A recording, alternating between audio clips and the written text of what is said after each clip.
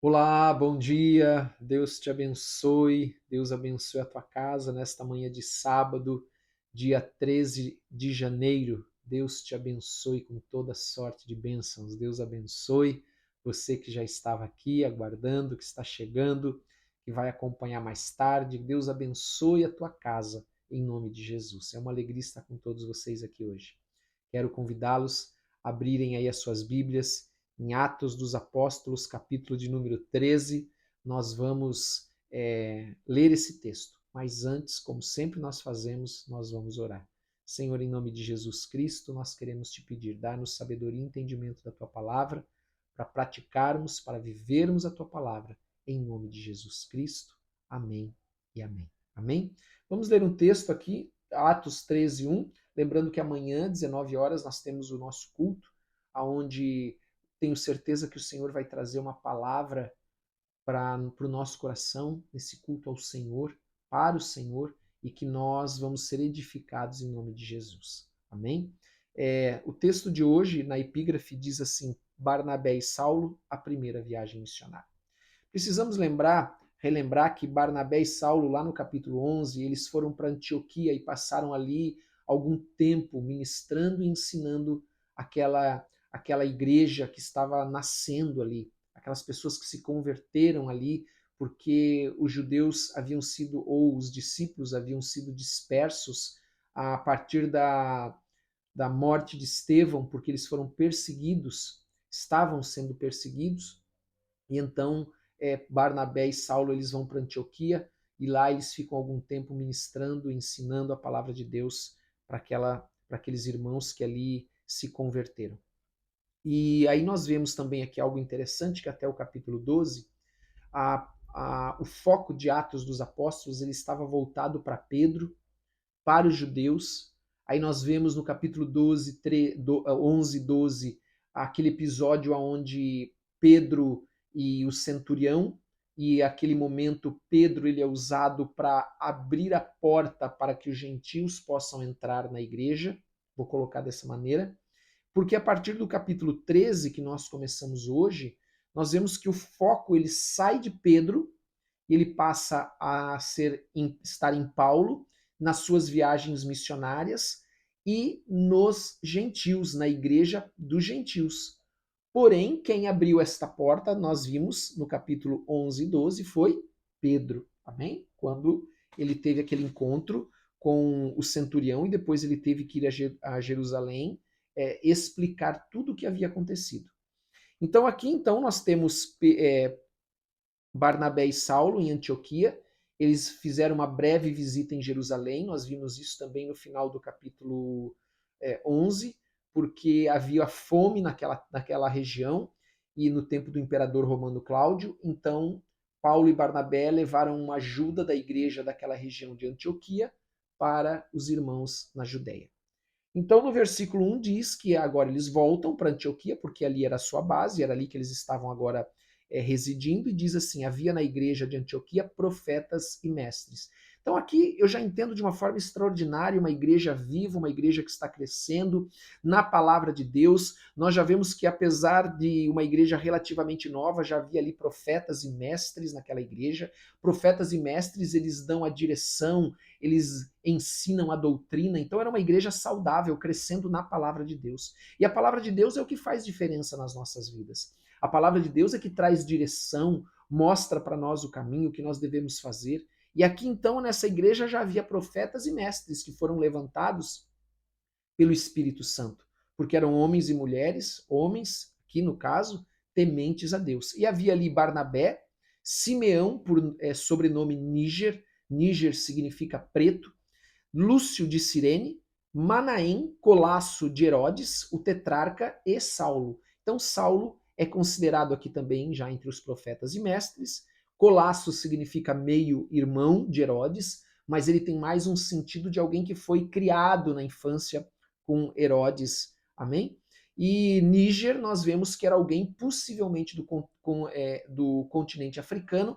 Então nós já vemos essa diversidade étnica acontecendo nessa igreja, e essa igreja crescendo de uma forma extraordinária, muitas pessoas se convertendo. E diz aqui então que servindo eles ao Senhor e jejuando, servindo de que forma? Oração, ensino, pregação, cuidado, né, no apacentar das ovelhas. Então, servindo eles ao Senhor e jejuando, disse o Espírito Santo. É fundamental nós entendermos isso, que o Espírito Santo, ele precisa estar em nós. Nós precisamos cuidar do Espírito Santo. Nós precisamos, eu vou usar esse termo, cultivar o Espírito Santo. Porque é o Espírito Santo quem dirige todas as coisas. Sim, Jesus é o cabeça da igreja, mas diz a palavra que ele não nos deixaria sozinhos. Quando ele subisse ao Pai, na ressurreição, após a ressurreição, ele enviaria o Consolador para que nós não ficássemos sós. E o Consolador nos ensinaria todas as coisas. Então aqui o Espírito Santo, ele é presente nessa igreja de Antioquia. Essa igreja de Antioquia nós podemos perceber que ela é uma igreja que está sendo abençoada, que está crescendo, e que ela chega um momento em que ela diz assim, puxa, eu não posso reter essa bênção que nós estamos recebendo aqui.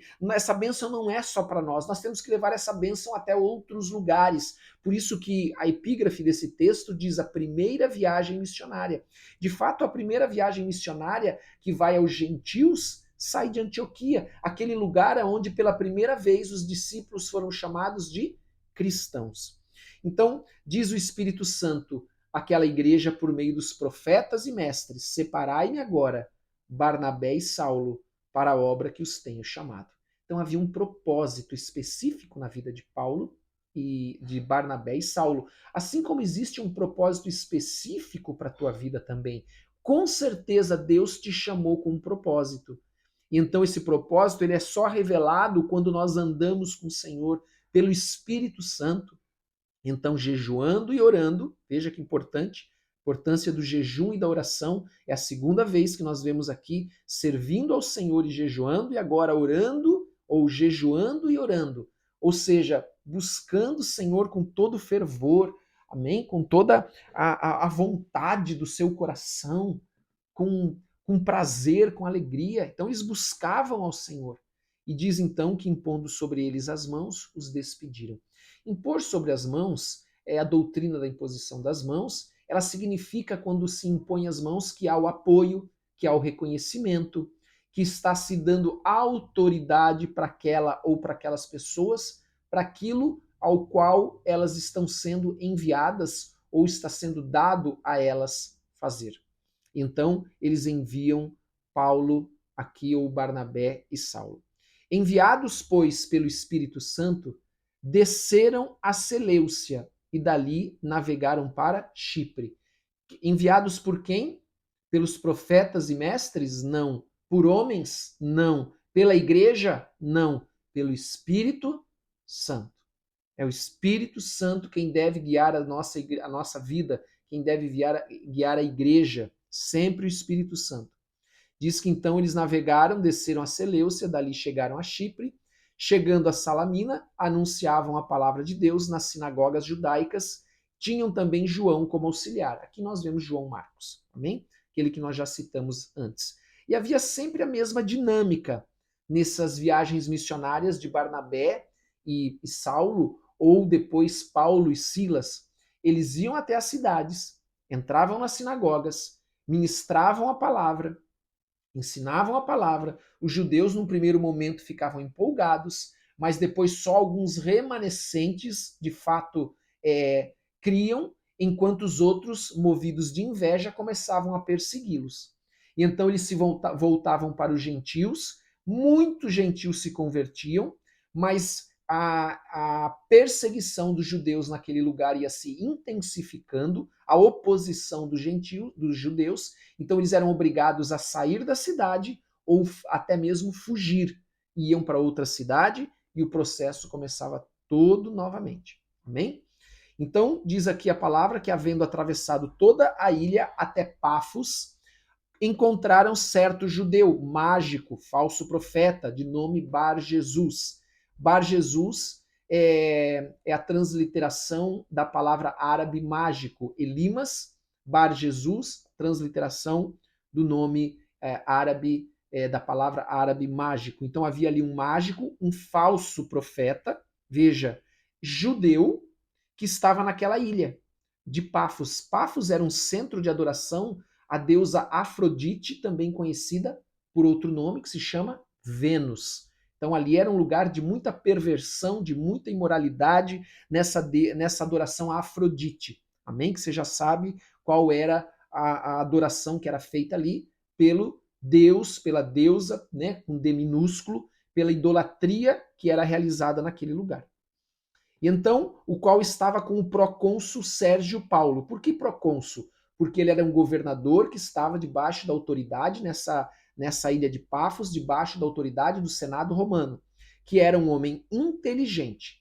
E este, tendo chamado Barnabé e Saulo, diligenciava para ouvir a palavra de Deus. Então ele tinha essa vontade, esse desejo de ouvir a palavra de Deus. Ele escutou o que Saulo e Barnabé estavam fazendo, mas este mágico Elimas, que é assim que se interpreta o seu nome, procurando afastar da fé o procônsul. Engraçado porque nós vemos que aconteceu a mesma coisa com Pedro lá em Samaria. Lá havia também um homem que procurava perverter o caminho do Senhor, tirar as pessoas do caminho do Senhor, impedir que elas escutassem a mensagem de Pedro. E aqui nós vemos a mesma coisa, sempre vai haver oposição. Sempre. Mas olha o que aconteceu aqui. Todavia, Saulo, também chamado Paulo, Saulo é a forma hebraica do nome, né, de Paulo, e Paulo é a forma romana do nome Saulo. Amém? Cheio do Espírito Santo, veja de novo a presença do Espírito Santo. Amado, se há algo que nós temos que guardar nessa manhã, é que eu e você precisamos todos os dias nos encher do Espírito Santo, não entristecer o Espírito Santo, não apagar o Espírito Santo, não extinguir o Espírito Santo, mas deixar com que ele possa transbordar e guiar as nossas vidas. Então, fixando nele os olhos, disse, nele quem? No mágico. Ó filho do diabo, cheio de todo engano e de toda malícia, inimigo de toda justiça, não cessarás de perverter os retos caminhos do Senhor? Pois agora, eis aí, está sobre ti a mão do Senhor. Então ele profere uma palavra de juízo de Deus para a vida desse mágico. Ele diz então, ficará cego, não vendo o sol por algum tempo. Então ele ficaria cego, mas não era permanentemente, era por algum tempo. No mesmo instante caiu sobre ele névoa e escuridade, e andando à roda procurava quem o guiasse pela mão. Então o procônsul, vendo o que sucedera, vendo esse sinal extraordinário, pela palavra de Paulo, nessa palavra de juízo, creu, maravilhado com a doutrina do Senhor. Amém? Veja, o Senhor, ele deu autoridade através do nome de Jesus Cristo para todo discípulo verdadeiro, para aquele que é cheio do Espírito Santo. Guarde isso. E navegando de Pafos, vamos ler esses 3 versículos para nós terminarmos. Paulo e seus companheiros dirigiram-se a Perge da Panfilha. João Marcos, porém, apartando-se dele, voltou para Jerusalém. Mas eles, atravessando de Perge para Antioquia da Pisídia, indo num sábado à sinagoga, assentaram-se. Veja, a mesma dinâmica. Eles vão para uma cidade, Paulo vai diretamente à sinagoga. E ali começa todo aquele processo, toda aquela dinâmica de novo, onde alguns poucos judeus se convertem e muitos gentios se convertem. Depois da leitura da lei e dos profetas, os chefes da sinagoga mandaram dizer-lhes, irmãos, se tende alguma palavra de exortação para o povo, dizei-a. Então agora nós vamos ver isso só amanhã, hoje nós não vamos ter tempo, porque agora Paulo começa a testemunhar naquela sinagoga, e nós vamos ver o que vai acontecer. Amém? Deus abençoe a você que esteve aqui. Vamos orar agora, vamos colocar esse dia, as nossas vidas, nas mãos do Senhor. Feche os teus olhos por um instante, em nome de Jesus Cristo. Pai, em nome de Jesus, nós queremos te agradecer de todo o nosso coração. Queremos te dar, ó Deus, neste dia, o nosso coração, as nossas vidas, tudo que temos, tudo que somos, em nome de Jesus Cristo. Nós pedimos, ó Deus, a tua bênção, pedimos a tua graça sobre as nossas vidas. Perdoa os nossos pecados, Senhor, assim como nós temos perdoado aqueles que nos têm ofendido, em nome de Jesus. Meu Deus, nós queremos entregar nas tuas mãos as nossas casas, o nosso lar, o casamento, a esposa, os filhos. Nós queremos colocar diante do Senhor o viúvo, a viúva, o solteiro, a solteira, aquele solitário, solitária, pedindo que o Senhor abençoe com toda sorte de bênçãos, que o Senhor abra os céus e derrame bênçãos sem medidas nesta manhã. Que o Senhor tire todo o fardo, todo o peso, todo o cansaço, que o Senhor coloque a tua paz, a tua alegria, a paz do Senhor que excede todo entendimento. Meu Deus, abençoa com toda a bênção celestial a cada um que está aqui, Pai. Vai falando ao coração de cada um de nós, vai nos dando cada dia mais fome e sede do Senhor, fome e sede da tua palavra. E pedimos, ó Deus, dá ordem aos teus anjos para estarem ao nosso redor, nos guardando, nos protegendo, nos livrando de todo mal, anjos com as espadas desembainhadas, anjos ministradores, em nome de Jesus Cristo. Pai, mais uma vez nós levantamos um clamor ao Senhor.